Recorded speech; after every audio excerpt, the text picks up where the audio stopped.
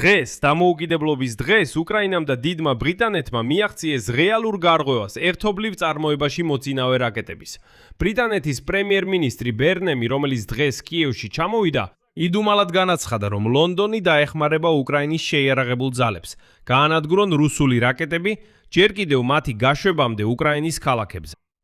ეს ნიშნავს, როგორც მიხვდით, რომ უკრაინის შეიარაღებული ძალები მიიღებენ ახალი ტიპის იარაღს, რომელსაც მასობრივად შეეძლება რუსეთის ტერიტორიაზე რაკეტებისა და გამშვები დანადგარების განადგურება. და აი მოგვიანებით ყველაფერი გაირკვა. დიდმა ბრიტანეთმა ოფიციალურად მისცა ნებართვა ევროპულ თავდაცვის კომპანიას MBDA-ს, რომ კიევისთვის გადაეცა საიდუმლო ინფორმაცია ბრიტანული კომპონენტების შესახებ, შორ მანძილზე მოქმედი სკალპის რაკეტებისთვის. ეს ფრანგული ანალოგია ბრიტანულის Storm Shadows რაკეტების. ეს გადაწყვეტილება უკრაინასა და საფრანგეთს მისცემს საშუალებას დაიწყონ საბრძოლო მასალების ადგილობრივი წარმოება უკრაინის ტერიტორიაზე. ანუ უკრაინა თავად გამოუშვებს ამ ტიპის რაკეტებს საკუთარი გამოყენებისთვის. მაგრამ ეს ჯერ კიდევ ყველაფერი არ არის. და აქ ბრიტანეთმა სასიამოვნოდ გაგვაოცა, მიუხედავად ყველა ყვირილისა და მუქარისა რუსების მხრიდან. და ასევე გამოცხადდა საჰაერო თავდაცვის გაძლიერების შესახებაც. მაგრამ ყველაფერს ერთდროულად არ გავამხელ. მოდით ახლა ერთად ეს ყველაფერი განვიხილოთ. მე ალექსეი პეჩი ვარ და სანამ დავიწყებთ, გთხოვთ გამოიწეროთ არხი, მოიწონოთ ეს გამოშვება და დაწეროთ ნებისმიერი კომენტარი. როგორც ალბათ კარგად გახსოვთ, სულ რამდენიმე დღის წინ რუსეთის საგარეო საქმეთა სამინისტროს ხელმძღვანელმა სერგეი ლავროვმა საჯარო განცხადებების შემდეგ თქვა, რომ უკრაინა მართლაც იყენებს რუსეთის წინააღმდეგ შორ მანძილზე დარტყმებისთვის, მათ შორის ბრიტანულ დრონებსაც. დაითხოვ ბრიტანეთს რაღაც პასუხით დაემუქრა. ბრიტანეთის ხელისუფლებამ ღიად განაცხადა, რომ დიახ, ეს სიმართლეა. უკრაინა უკვე ნახევარი წელია იყენებს მხოლოდ ბრიტანულ უპილოტო აპარატებს ველურ რუსებზე დარტყმებისთვის. და დაახლოებით ბრიტანეთის პრემიერ-მინისტრმა ბერნემმა განაცხადა, რომ ლონდონი მომავალშიც დაეხმარება უკრაინას, რითაც შეძლებს. და სწორედ მაშინ სერგეი ლავროვმა თქვა თავისი ფრაზა. ციტატა. მეწოდება დიდი ბრიტანეთი თუ ის უკრაინის მხარეს იქნება ბოლომდე. ეს მხოლოდ ერთს ნიშნავს. პრეზიდენტი გვაფრთხილებდა, რომ უფლება გვაქვს ვიმოქმედოთ მსოფლიო ოკეანის ნებისმიერ რეგიონში. თუ ვინმე შეეცდება ჩვენს ინტერესებსა და ჩვენს საკუთრებაზე ხელყოფას, ჩვენ ასევე გვაქვს უფლება განვიხილოთ ბრიტანეთის სარაკეტო ძალების ამაყად გამოცხადებული პირდაპირი მონაწილეობა რუსეთის ფედერაციაზე დარტყმებში. როგორც ომში მონაწილეობა ყველა გამომდინარე შედეგით. იცით, თუ კრემლში ფიქრობდნენ, რომ ასეთი განცხადებების შემდეგ ეს როგორმე შეაშინებდა ბრიტანელებს, ძალიან ცდებოდნენ. პირიქით, როგორც მე მგონია, ეს მხოლოდ უფრო გაამხნევათ ბრიტანელები.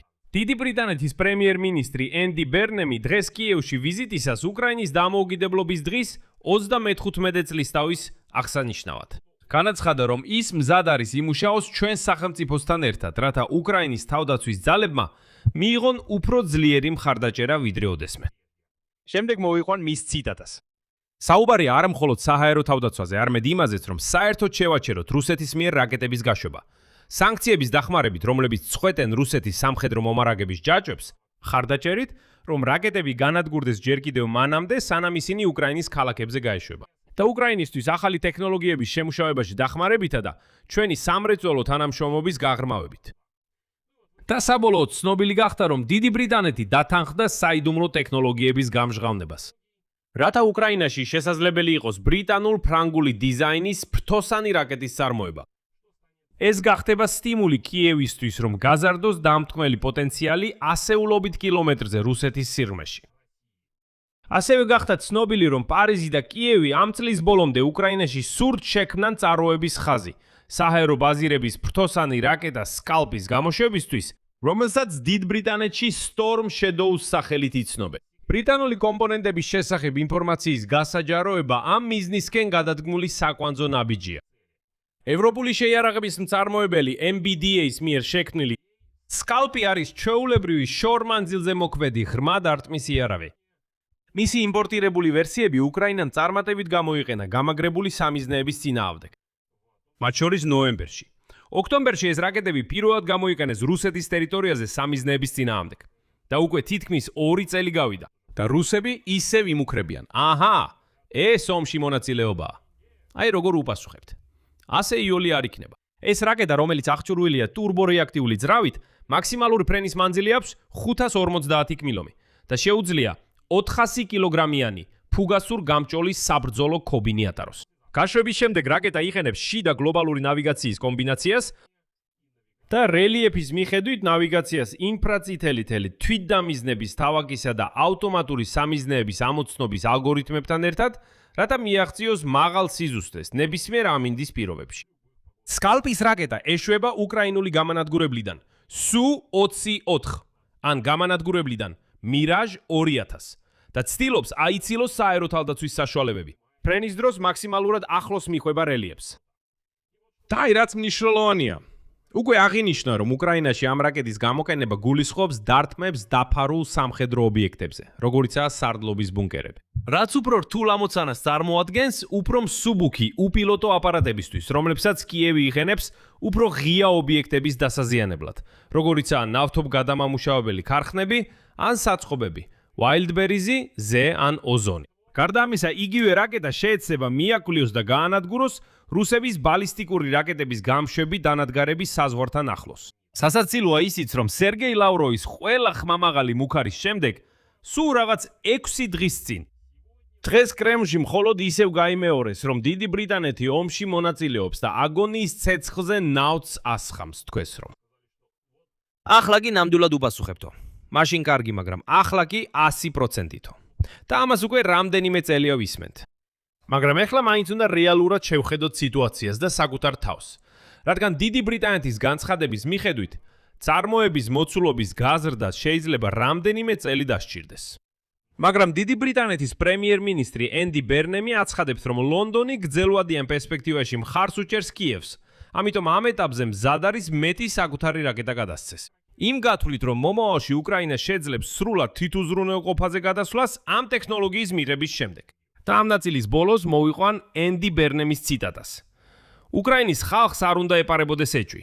დიდი ბრიტანეთი დღესაც გიჭერთ მხარს და მხარს დაგიჭერთ იმდენ ხანს, რამდენიც საჭირო იქნება. უკრაინის უსაფრთხოება ჩვენი უსაფრთხოებაა.